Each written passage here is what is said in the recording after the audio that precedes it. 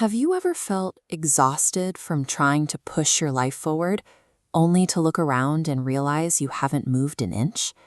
You make attempt after attempt to improve things, your career, your relationships, your health, but eventually you hit a wall, ask yourself, what's the point, and stop trying altogether. Or maybe you decide you're finally going to change your daily routine, but before you take the first step, a voice in your head reminds you that you always fail anyway, so you abandon the plan before you even start. All the while, you watch your peers hit new milestones. You start to believe that everyone else has some secret engine driving them forward, leaving you completely paralyzed. These symptoms quickly snowball into a heavy mix of hopelessness, discouragement, and ultimately defeat.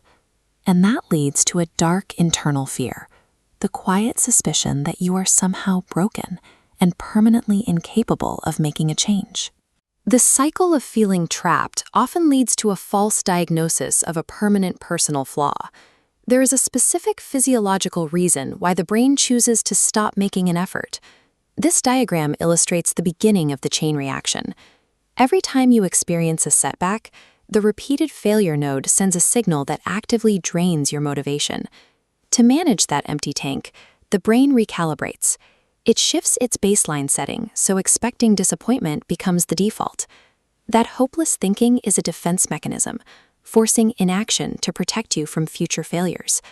The mind is attempting to shield you from pain, but in doing so, it builds the cage that keeps you stagnant. Psychologists have a formal name for this neurological feedback loop: learned helplessness.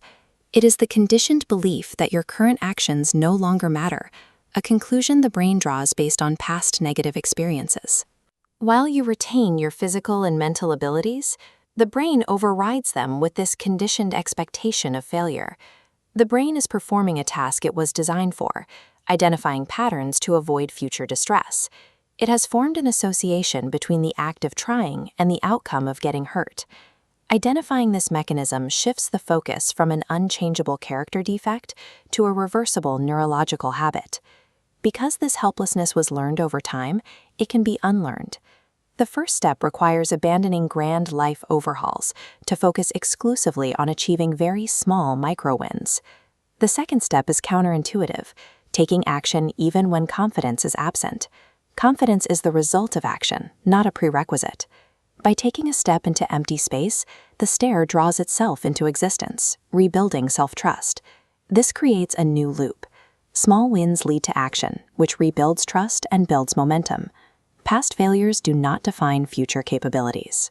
Understanding this psychology allows you to reclaim your agency. If you found this helpful, like, subscribe, and share for more psychology content.